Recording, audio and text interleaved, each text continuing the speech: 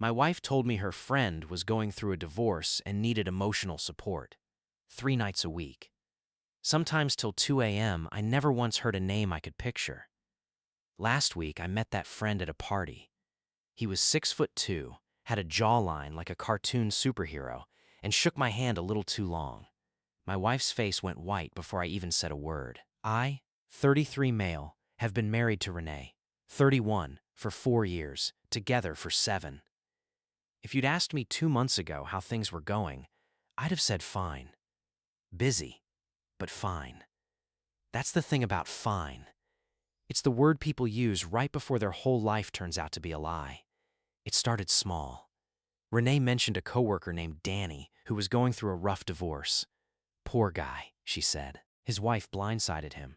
He doesn't have anyone to talk to. I said, that's nice of you to be there for him. I meant it. I like that my wife is a caring person. That's part of why I married her. Except caring turned into calls. Calls turned into calls that lasted 2 hours. 2 hours turned into her taking the phone into the bathroom and running the shower so I wouldn't hear him crying. It's private, Marcus. I'm Marcus, by the way. Should have introduced myself. Anyway, I didn't love that setup, but I told myself I was being paranoid. She's allowed to have friends. She's allowed to support someone. I trusted her. That's the part that's going to sound stupid in about 4 paragraphs. The calls kept happening. Danny had a rough day at work, needed to vent. Danny's ex was harassing him, needed advice. Danny wasn't sleeping, needed someone to talk him down at midnight. I started noticing Renee's phone was face down on every surface in the house. I started noticing she'd take it outside to talk, even in the rain. I started noticing that any time I asked a simple question, what's Danny's last name? Where does he work? Does he have kids? She'd get vague and change the subject fast. He's private about that stuff, she'd say. He's been through enough. Don't make this weird. I want to be clear. I never once demanded she stop talking to him. I never once accused her of anything. I just asked normal husband questions about a person spending more hours a week with my wife than I was. Every single time, she made me feel like the villain for asking. Then came the office party. Renee's company does a summer thing every year. Spouses invited, open bar, forced small talk with people from HR you'll never see again. I usually skip it, but this year I figured, hey, maybe I'll finally meet this Danny guy everyone's apparently in crisis over. Renee didn't love that idea. Said Danny probably wouldn't come. He's been avoiding social stuff since the divorce started. I said, cool, I'll just meet him if he's there. No big deal. He was there. Renee spotted him before I did, and I watched her whole body change. Shoulders up, smile locked on like she'd rehearsed it, and she beelined toward him so fast she left me standing with 2 drinks in my hands. I walked over a minute later, introduced myself. Hey, I'm Marcus, Renee's husband. You must be Danny. He looked at me the way you look at a parking ticket. Oh, yeah. Hey, man. Nice to meet you. Then he looked at Renee like he was asking permission to keep existing in the conversation. I want to be honest. Nothing about that interaction alone would have tipped me off. Plenty of people are awkward at parties. What tipped me off was Renee. She physically stepped between us, angling her body like she was trying to keep 2 magnets apart. She kept touching his arm to redirect the conversation every time it got close to anything specific. And when my coworker's wife, sweet older lady named Pam, asked innocently, "Oh, are you 2 in the same department?" Danny and Renee answered at the exact same time with 2 different answers. He said marketing. She said accounting. There was a pause you could have driven a truck through. I laughed it off in the moment. Made a joke about how even married people forget where their friends work. Everyone chuckled, moved on. But in the car home, I asked Renee straight up, "So Danny works in accounting or marketing?" She didn't answer for a second too long. Accounting. I misspoke. Whatever. Why does it matter? It doesn't. Just curious why he said marketing about his own department. He's probably drunk. Why are you interrogating me over a party? I'm not. I met your friend for the first time tonight after 2 months of him needing you at 1 a.m. I think I'm allowed 1 question. She went quiet, stared out the window the rest of the ride. I let it sit. I've learned that silence gets people talking way faster than accusations do. That night, once she was asleep, I did something I'm not proud of, but I also don't regret. I picked up her phone off the nightstand. She'd left it unlocked, still logged into her messages from texting her sister earlier. I scrolled back through her thread with Danny. It wasn't divorce support. It wasn't two friends talking through a hard time. It was months of something else entirely. Good morning texts with a heart emoji. Him telling her she was the only person who understood him. Her telling him she wished things were different. A string of messages from 3 weeks ago where he asked if she'd ever thought about what could have been if they'd met before she got married. Her response, every single day. I sat on the edge of my own bed at 1 a.m. reading 4 months of my marriage falling apart in real time, and I didn't feel rage exactly. I felt strangely calm, like someone had finally turned the lights on in a room I'd been stumbling around in for weeks. I didn't confront her that night. I put the phone back exactly where it was, went downstairs, and sat in the dark for 2 hours thinking. By the time the sun came up, I had a plan. Not a scream and slam doors plan. A plan with a lawyer at the end of it. The next morning, I called my buddy Craig, who handled his own divorce last year and has a lawyer he swears by. Told Craig the short version. He didn't even hesitate. Document everything before you say a word to her. The second you confront her, she'll delete it all and gaslight you into thinking you imagined it. So that's what I did. I photographed every screen of that message thread while she was in the shower the next day. I forwarded myself the receipts app that showed hotel charges I hadn't noticed before, one from 6 weeks ago. Team lunch, she'd called it, except it was a Sunday. I pulled bank statements. I started keeping a folder on a cloud account she didn't have access to. I met with a lawyer named Diane 2 days later. Brought everything. She read through it, looked up at me, and said, "This is more than enough. You don't need her permission to protect yourself. File whenever you're ready." I wasn't ready to file yet. I wanted to hear what Renee would say with her own mouth first. Not because I doubted the evidence. Because I wanted to watch her lie to my face one more time, so I'd never second-guess myself later. That Friday, I sat her down. "I want to talk about Danny." She sighed like I was the exhausting one. "Marcus, we've been over this." "We haven't, actually. I've asked, and you've dodged. So let's actually go over it. What's his last name? Why does that even matter? Humor me." Long pause. "Reyes. Where does he actually work? Accounting or marketing?" Her jaw tightened. "Marketing. I told you I misspoke." "Renee, why did you tell me you wished things were different?" Her face drained of color so fast I almost felt bad for her. Almost. "What are you talking about?" "Your texts with him. I read them." "You went through my phone?" "You've been going through my marriage for 4 months. I think I'm allowed one night of catching up." She tried anger first. "This is such a violation of my privacy. I can't believe you'd." "Stop. I'm not doing the part where you make this about me. Is there anything physical happening, or is this just an emotional affair?" She started crying, which I've learned by now is not an answer. It's a delay tactic. It's not what it looks like. We never. Nothing happened physically. I would never actually cheat on you. You've been telling another man you wish you'd met him before me for months. That's not nothing, Renee. That's the whole thing. The physical part was never the point. So you're just going to throw away 7 years over texts? I'm throwing away 7 years over lies. The texts are just the proof. She reached for my hand. I pulled it back. "Marcus, please, we can fix this. I'll cut him off completely. I'll go to therapy, whatever you need. I already met with a lawyer." That's when the room actually went silent. You already talked to a lawyer? Before even talking to me? I talked to you plenty. You just kept lying every single time. She stood up so fast her chair scraped the floor. "You're seriously doing this? Over an emotional affair that never even got physical?" "An emotional affair is still an affair, Renee. You built an entire second relationship behind my back and lied to my face about it for months, including tonight, until I had actual proof in my hand. I'm not staying married to someone who does that." She cried for another hour, alternating between apologizing and getting defensive, sometimes in the same sentence.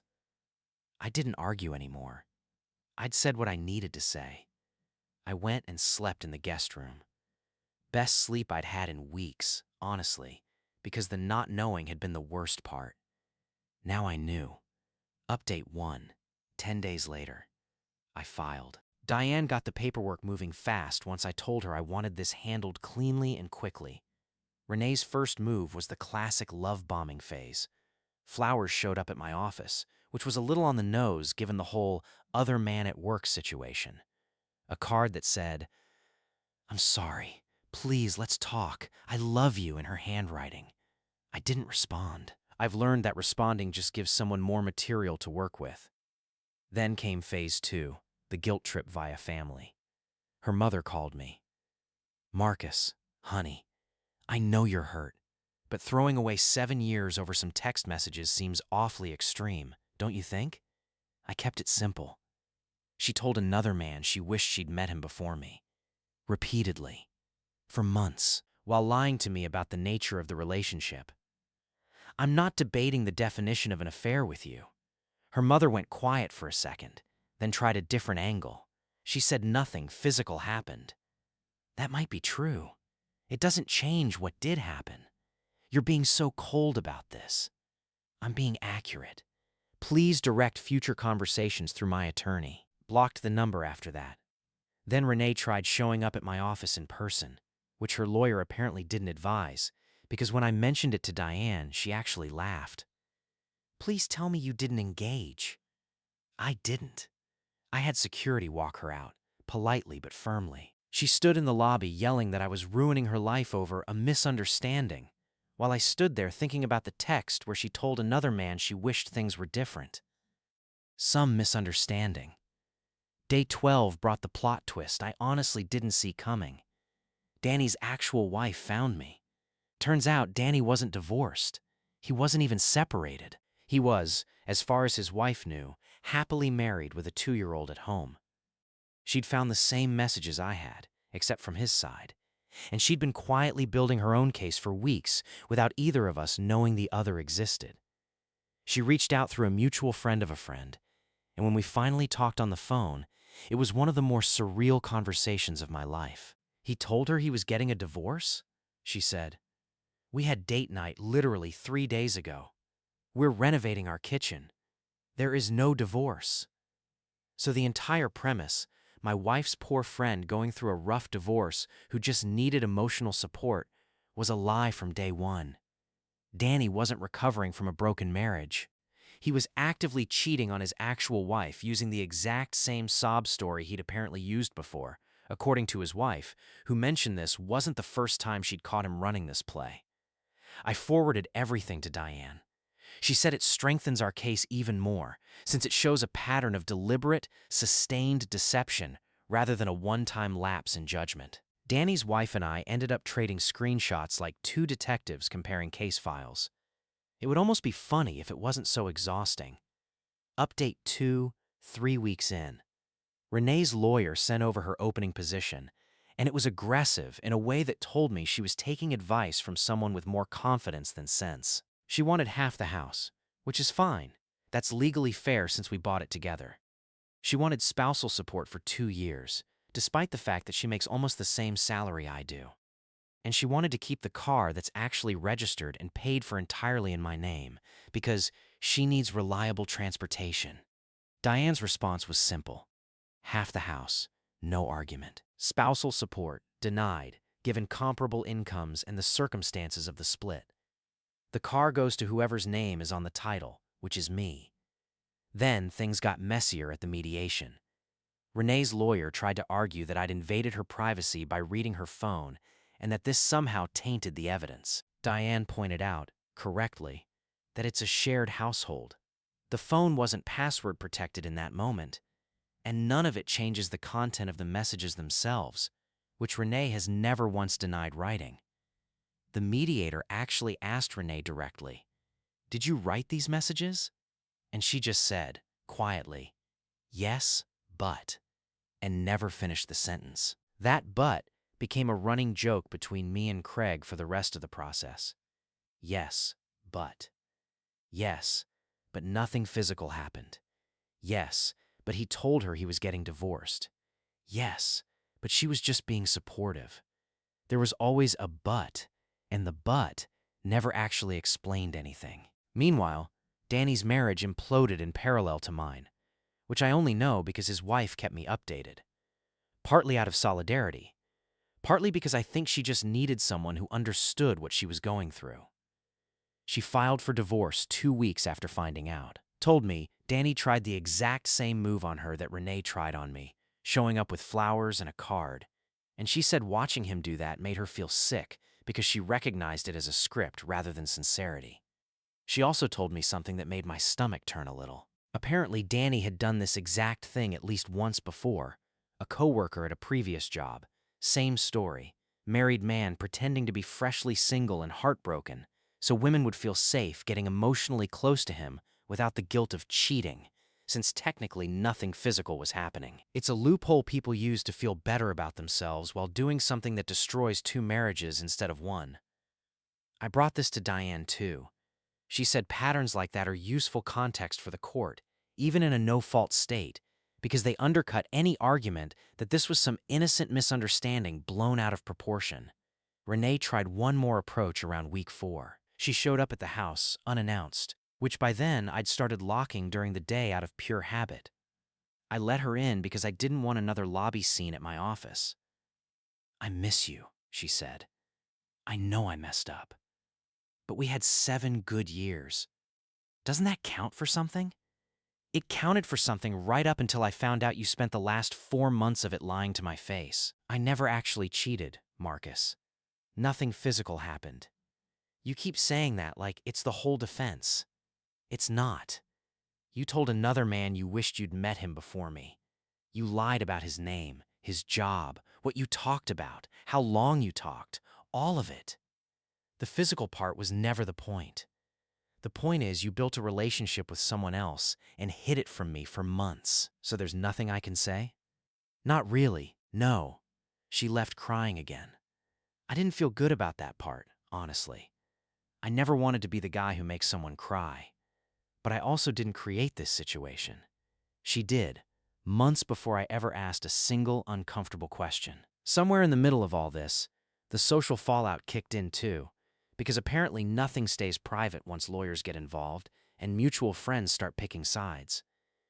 Renee posted something vague on social media about healing from a season of being misunderstood, which got a wave of supportive comments from people who clearly only had her version of events. I didn't respond to any of it. Diane's advice was consistent the whole way through. Stay off social media, don't engage, let the paperwork speak for itself. A few of our actual mutual friends reached out privately once word started spreading.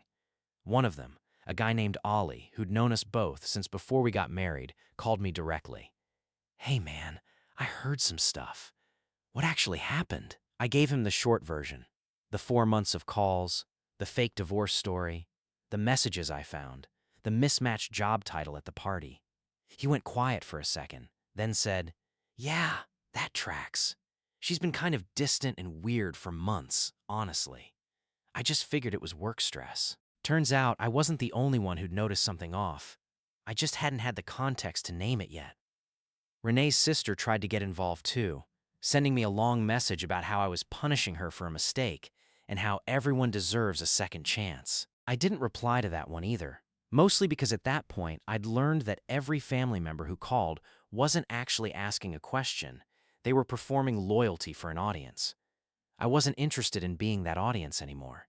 Update 3, final update, 2 months later. We settled instead of going to trial, mostly because once Danny's own divorce started producing discovery documents, his wife's lawyer and mine ended up with overlapping evidence that made both cases stronger and both settlements move faster. Funny how that works. Final terms. House gets sold. We split the proceeds after the mortgage is paid off. Straightforward and fair. No spousal support. because the mediator agreed the short duration relative to our overall situation and comparable incomes didn't justify it. Renee keeps her own retirement account. I keep mine, since neither of us touched the others. The car stays with me, obviously, since it was never in question legally, just optimistically on her part. The whole thing cost me around $6,000 in legal fees, which sounds like a lot until you consider the alternative was staying married to someone who'd already shown me she could lie convincingly for months at a time.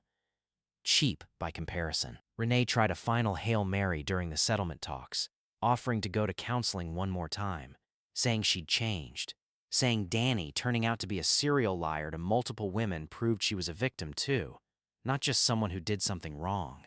I actually considered that argument for about 10 seconds, because there is some truth to it. She probably was manipulated to some degree by someone who clearly had a practiced routine for exactly this situation. But being manipulated into an emotional affair doesn't erase the 4 months of deliberate lying she did to me afterward. She could have come clean the first time I asked about his last name. She could have told the truth about his job, about the hotel charge, about any of it. She chose the lie every single time, right up until I had a folder of screenshots in front of her. Being someone's victim doesn't make you incapable of also being someone else's liar. The divorce finalized last week. Judge signed off on everything without much drama, which honestly felt anticlimactic after 2 months of buildup. I walked out of that courthouse and just sat in my car for a few minutes. Not sad exactly, just processing that a 7-year chapter of my life had an actual, official end date now.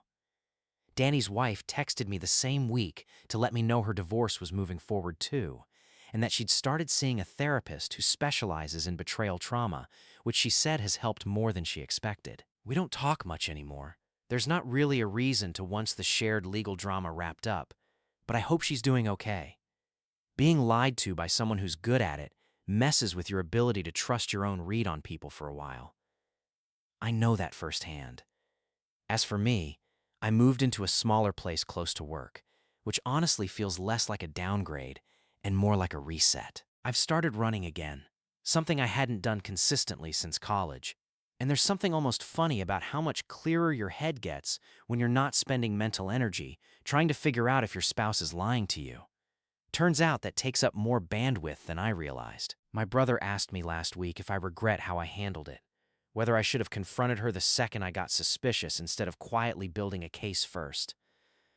Honestly, no.